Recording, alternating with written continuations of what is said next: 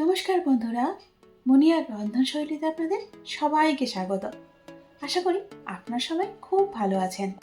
আজ হাজির হয়েছি দারুণ সুস্বাদু একটা নিরামিষ রেসিপি নিয়ে। দেখুন তো, দেখতে কি ডিম বলে মনে হচ্ছে? প্রথম দেখাতে কিন্তু এটা যে কেউই ডিম বলে ভুল করবে, কিন্তু ওই যে বললাম নিরামিষ, এটা হচ্ছে নিরামিষ ডিম। বাড়িতে অতিথি এলে আপনারা খুব সহজে কিন্তু এই ডিমের রেসিপিটা তৈরি করে, আরে না না, ডিমের রেসিপি নয়, নিরামিষ ডিমের রেসিপিটা তৈরি করে তাদের অবাক করে দিতে পারবেন। আজকে রেসিপিটা আমি একদম ডিটেলসে স্টেপ বাই স্টেপ শেয়ার করেছি, যাতে করে প্রথমবার তৈরি করলেও আপনারা একদম পারফেক্টলি তৈরি করে নিতে পারেন, আপনাদের কোনো অসুবিধায় না পড়তে হয়।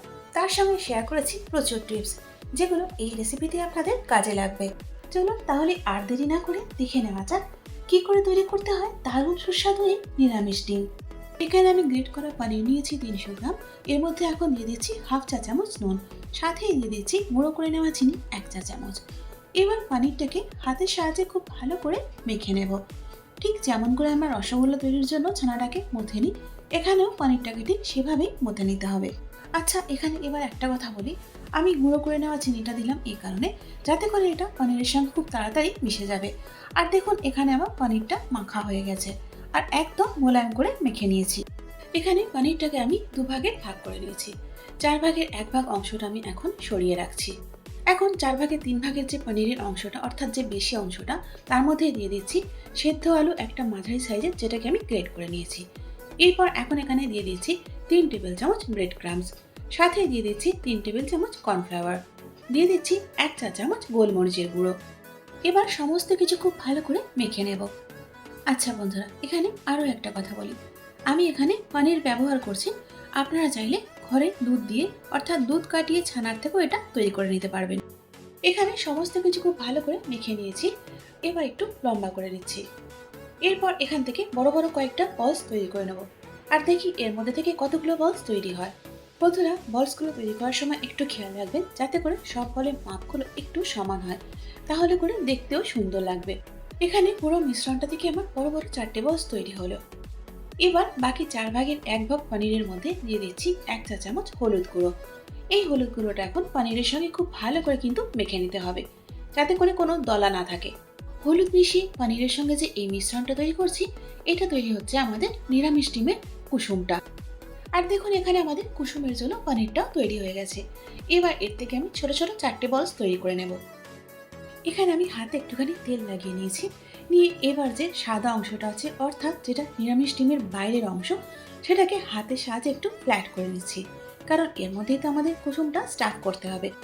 এবার একটা কুসুম, অর্থাৎ একটা ছোট পানির হলুদ বল আমি এর মধ্যে দিয়ে দিচ্ছি।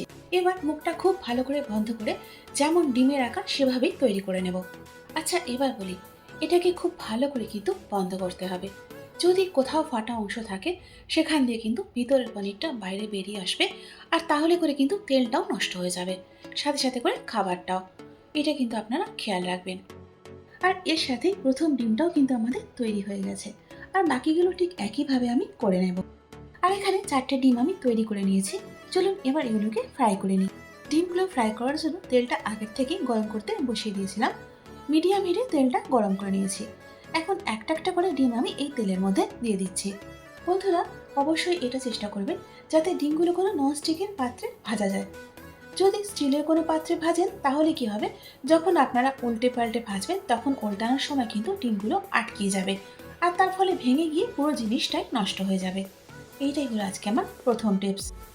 এই ডিমগুলো এতটাই ডেলিকেট হয় যে দেওয়ার সাথে সাথে কিন্তু এগুলোকে নাড়াচাড়া করতে যাবেন না, তাহলে কিন্তু একদমই ভেঙে যাবে। আর এটা হলো আমার দ্বিতীয় টিপস। প্রায় 3-4 মিনিট মিডিয়াম হিটে ভেজে নেওয়ার পর নিচের দিকটা যখন একটু শক্ত হয়ে আসবে, তখন এগুলোকে এভাবে উল্টে দিতে হবে। তবে অবশ্যই করে এটা খেয়াল রাখবেন, এগুলো কিন্তু খুব হালকা হাতে উল্টাতে হবে। বন্ধুরা, রান্না করতে করতে যে সুবিধা বা অসুবিধার সম্মুখীন আমি হই, তারই সমাধানগুলো আমি আপনাদের সঙ্গে অ্যাজ এ টিপস শেয়ার করি। যদি আপনারা সেই টিপসগুলো ফলো করে রান্নাটা করেন, তাহলে সেক্ষেত্রে কিন্তু আপনাদের কোনো অসুবিধা হবে বলে আমার মনে হয় না।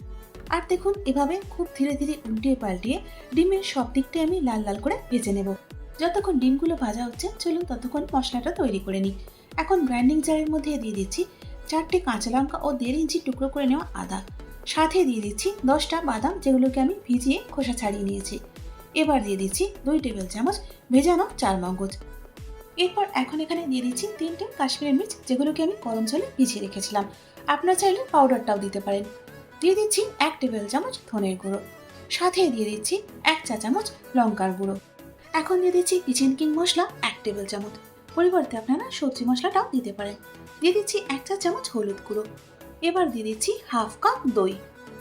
এবার সমস্ত কিছু খুব ভালো করে একসঙ্গে পেস্ট করে নেব। আর দেখুন এখানে আমাদের মশলার পেস্টটা তৈরি হয়ে গেছে। আর এদিকে আমাদের ডিমগুলো ভাজা হয়ে গেছে। এখন তেল থেকে এগুলো আমি তুলে নিচ্ছি। ভাজার যে তেলটা ছিল সেখান থেকে 3 টেবিল চামচ তেল আমি কড়াতে দিয়ে দিয়েছি। এখন ফোড়নের জন্য দিচ্ছি 1টা তেজপাতা, 3টে ছোটো এলাচ, হাফ চা চামচ গোটা জিরে ও 1 টুকরো দারচিনি। এখন ফোড়নগুলোকে কিছুক্ষণের জন্য ভেজে নেব। ফোড়নের সুগন্ধ বেরোলে দিয়ে দিচ্ছি আগের থেকে তৈরি করে রাখা মশলার পেস্টটা। এবার মশলাটাকে লো টু মিডিয়াম ফ্লেমে ততক্ষণ পর্যন্ত কষিয়ে নেব যতক্ষণ এর থেকে কাঁচা গন্ধটা চলে গিয়ে তেলটা সম্পূর্ণভাবে আলাদা হয়ে যাচ্ছে। দেখুন বন্ধুরা, এখানে মশলার থেকে তেলটা আলাদা হয়ে গেছে, অর্থাৎ মশলাটা খুব ভালো মতো ভাজা হয়ে গেছে। এবার এর মধ্যে দিয়ে দিচ্ছি 1.5 কাপ জল, সাথে দিয়ে দিচ্ছি স্বাদ অনুযায়ী নুন। নিরামিষ রান্না বলে দিয়ে দিচ্ছি 1 চা চামচ চিনি। এখন সমস্ত কিছু খুব ভালো করে মিশিয়ে নেব। আর দেখুন এর সাথে মেশানোটাও হয়ে গেছে। এবার গ্রেভিটা ফুটে ওঠার অপেক্ষা করব। এখন গ্যাসের ফ্লেমটা হাইয়ে করে দিয়েছি। আর দেখুন গ্রেভিটা ফুটতে শুরু করে দিয়েছে। এভাবে 4 থেকে 5 মিনিটের জন্য গ্রেভিটা ফুটিয়ে নেব। 5 মিনিট পর এখন দিয়ে দিচ্ছি 1 চা চামচ গরম মশলার গুঁড়ো, সাথে দিয়ে দিচ্ছি কিছুটা কাসুরি মেথি, দিয়ে দিচ্ছি হাফ চা চামচ ঘি।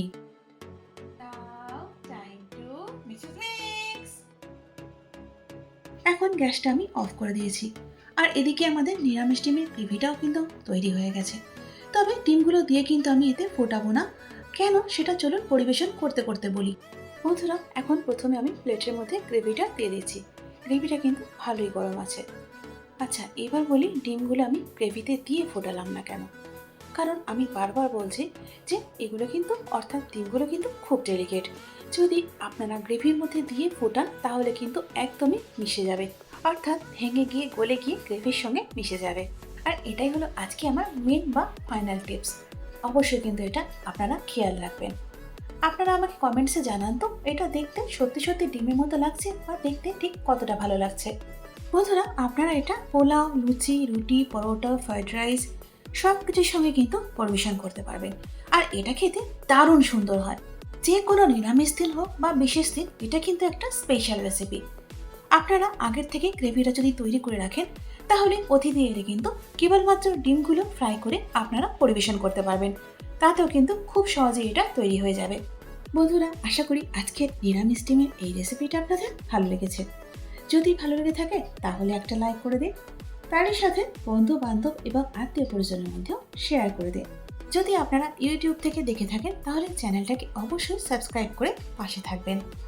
আর যদি ফেসবুক থেকে দেখেন তাহলে পেজটাকে ফলো করে সাথে থাকবেন, যাতে করে নতুন ভিডিও আপলোড হওয়ার সাথে সাথেই আপডেটটা সবার আগে আপনি পেয়ে যান। আজ তাহলে এ পর্যন্তই। আবারও ফিরে আসছি অন্য কোনো সুন্দর, সহজ, সরল ঘরোয়া রেসিপি নিয়ে পরে অন্য কোনো ভিডিওতে। এতক্ষণ আমার সঙ্গে থাকার জন্য অনেক ধন্যবাদ।